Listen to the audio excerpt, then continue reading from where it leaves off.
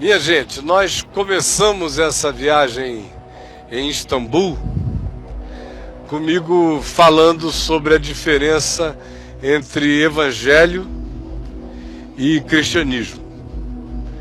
E aqui em Belém, eu tinha dito a vocês que era um dos lugares em que essa diferenciação iria ficar bem explícita para vocês.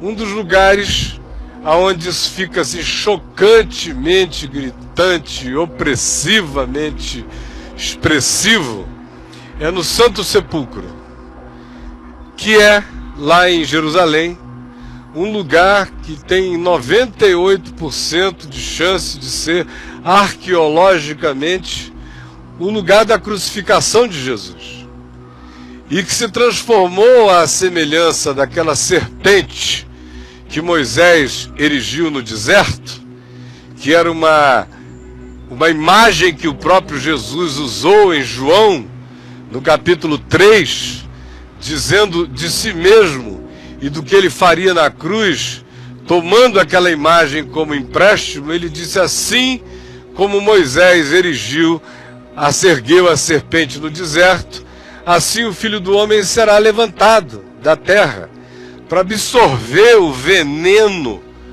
do pecado da humanidade. Ora, aconteceu isso e provavelmente, do ponto de vista histórico, arqueológico, o lugar tenha sido o Santo Sepulcro. Mas a semelhança daquela serpente lá do deserto, que se transformou algum tempo depois numa outra coisa, vocês lembram? Ela foi erigida e todo aquele que olhava para ela e cria no que Moisés propusera, era salvo do veneno das mordeduras das serpentes. Ela era uma simbolização de toda aquela calamidade que tinha vindo sobre o povo. Mas algum tempo depois, o povo que tinha sido curado por aquela expressão de fé, por aquela simbolização, na realidade eles não foram curados pela serpente, eles foram curados pela fé no fato de que o mal que os acometera estava sendo de algum modo transferido, projetado para aquele objeto simbólico. Não era o veneno que estava indo para lá, era tudo na mente deles, um processo de fé que os curou. Mas algum tempo depois eles resolveram adorar a serpente e começaram a fazer cultos ao objeto. Aquilo que tinha tido seu momento santo, agora tinha virado em alguma coisa sagrada. Tinha se transformado numa relíquia, num fetiche, num objeto de adoração. E Moisés pegou a serpente e a esfarofou toda, a esfarinhou toda, a arrebentou toda, acabou com ela, porque ela tinha se transformado, na linguagem do Velho Testamento, em laço e armadilha para o povo de Israel. Do mesmo modo, assim como Jesus, historicamente falando, morreu na cruz, no lugar aonde hoje está erguida a Basílica do Santo Sepulcro, quando aquele lugar se transformou num lugar sagrado, e ele só foi transformado num lugar sagrado no quarto século, porque os cristãos originais tinham aprendido a lição de que não era nem em Jerusalém, nem no Monte Gerizim, nem em lugar nenhum onde se devia adorar, porque Deus é Espírito e importa que os seus adoradores o adorem em espírito e em verdade. Durante aqueles primeiros 300 anos da fé, nenhum dos discípulos de Jesus fez marcação sacra de nenhum lugar. Os apóstolos não transformaram o cenáculo do Pentecoste num lugar sagrado. O lugar da última ceia não foi adquirido por eles para ser um lugar venerado. A Belém, a gruta que era perfeitamente identificável naqueles dias, porque Maria vivia, ela poderia ter perfeitamente trazido os apóstolos aqui e dito: este é o lugar, venerem-no, adorem-no. Mas nada disso foi feito. como o Monte Calvário, que hoje está sepultado sobre aquela basílica, e mais os destroços que já tinham levantado o nível do lugar imensamente. Depois veio Helena, mãe de Constantino, com a missão de sacralizar todos os lugares onde Jesus ou alguma coisa relacionada a ele tinha acontecido, e erigiu aquela basílica. E se tornou um lugar opressivo. Você entra lá e não há ninguém em sã consciência, a menos que seja enfermo religiosamente, a menos que sofra de uma tara mórbida religiosa, que chegue ali e se sinta inspirado. Qualquer ser humano psicologicamente normal, espiritualmente são, chega naquele lugar, sente o peso. Eu já vi muitos católicos, por exemplo, que teriam uma tendência muito maior de sacralizarem o lugar, entrarem ali no Santo Sepulcro e dizer: meu Deus, vamos sair logo daqui, porque esse negócio está me sufocando. E o que é que sufoca ali? Alguém diria, no meio protestante se diria a idolatria. São os ídolos. Não, é o espírito humano reinante ali dentro. Aquele espírito de disputa religiosa. São 3 status religiosos ali dentro em briga, em confusão. Cada um tem seu turno de gestão de cada coisa.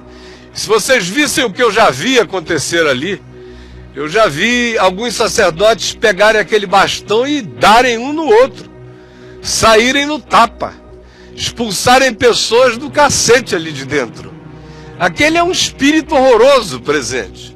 Do mesmo modo, eu fiz questão que a gente viesse a Belém por 2 razões. Uma é para a gente ter essa experiência da sensação religiosa, opressiva, das disputas pela custódia da Terra Santa, dos lugares sagrados, aqui na Basílica da Natividade. Tem muita história sobre essa basílica.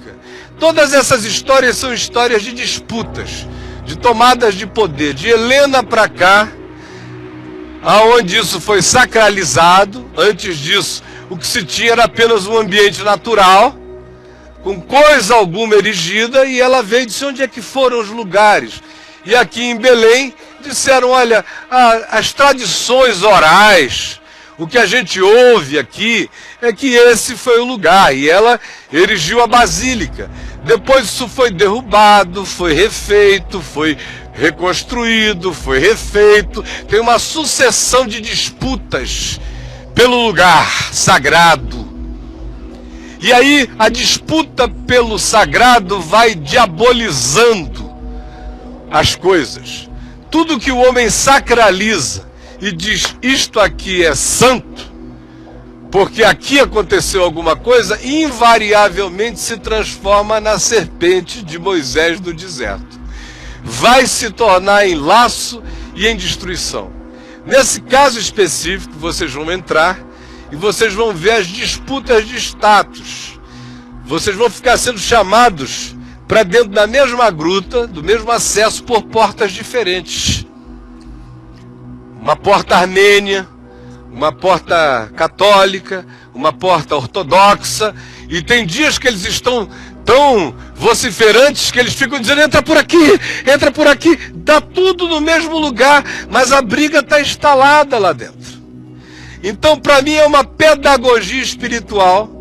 Vocês vão ter, durante as entradas, os guias vão falar certamente sobre os acontecimentos, as destruições, os reerguimentos. Vocês vão ver lá etapas diferentes da história, vão ver piso bizantino, vão ver edificações de natureza posterior, de culturas posteriores, e vão ver pedras originais das primeiras edificações. Tem várias camadas arqueológicas se sobrepondo ali, tudo disputando o lugar sagrado, porque a vocação intrínseca, irremediável da religião é para transformar chão em lugar de adoração. É para transformar pedra em lugar de culto. É para transformar geografia em lugar sobreexcelente sobre os demais lugares do planeta. É assim que se cria o espírito religioso. No nosso caso, por exemplo, no Brasil, nós temos fartura de todos os tipos de expressão. Desde a Basílica de Aparecida, que é um lugar sobreexcelente, desde o Círio de Nazaré, lá em Belém do Pará, e a quantidade enorme de lugares sagrados dos católicos, como a gente tem também dos protestantes. Os protestantes têm os seus lugares de adoração. A mente protestante sempre pensa, ou evangélica, que oração em casa tem menos força do que oração no templo. Sempre pensa que a oração do indivíduo sozinho tem menos impacto diante de Deus do que a oração de um pastor. E se o pastor for uma celebridade, a oração então é muito mais poderosa. E se oferece ao indivíduo alguma pedra de toque, uma água fluidificada, uma rosa ungida, ou mesmo o pão da ceia, que, conquanto os protestantes não creiam na transubstanciação, mas o paganismo mental protestante ou evangélico olha para o pãozinho na mesma perspectiva da hóstia católica.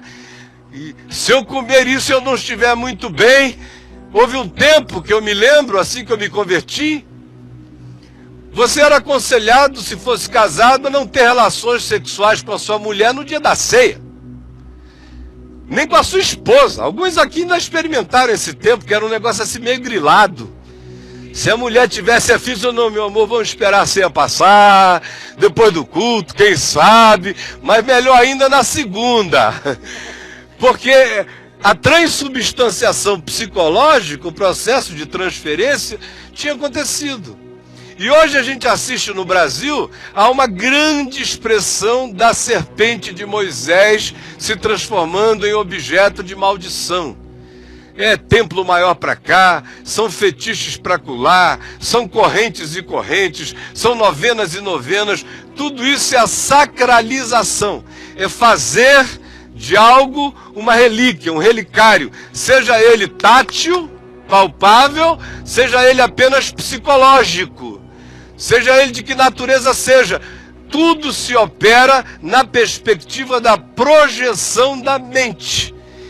E o mesmo espírito se instalando gera as disputas, porque todo mundo quer ser dono da água mais ungida, todo mundo quer ser dono e quer ser o proprietário da unção do Espírito Santo que expulsa mais demônios fajutos.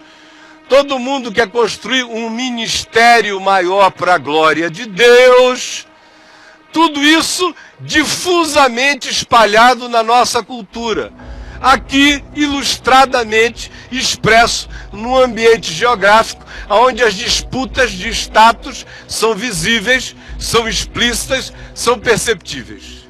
Aonde quer que tenhamos passado, de um modo ou de outro eu a ressaltei. Aqui eu estou pretendendo fechá-la na mente dos irmãos numa pedagogia linear, de entendimento. Uma vez que isso seja dito, eu não quero nem aqui orar e nem gastar mais tempo.